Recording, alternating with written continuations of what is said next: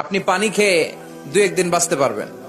পানির মধ্যে যদি লবণ ছিটিয়ে দেয়া হয়, লবণে আছে সোডিয়াম ক্লোরাইড, আরো অনেকদিন বাঁচবেন। আর দুধ খেয়ে আজীবন বাঁচবেন যদি হজম করতে পারেন।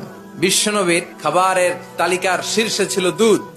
তিনি দুধ খেতে পছন্দ করতেন, তিনি মধু খেতে পছন্দ করতেন, ডালিম ফল খেতে পছন্দ করতেন, খেজুর খেতে পছন্দ করতেন, রুটি খেতে পছন্দ করতেন, ভিনেগার সিরকা খেতে পছন্দ করতেন।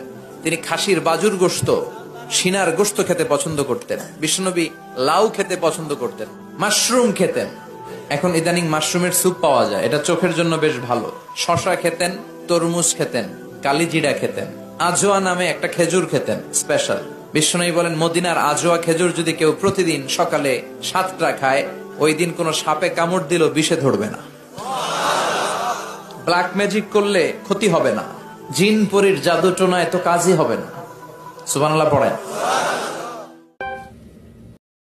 Likey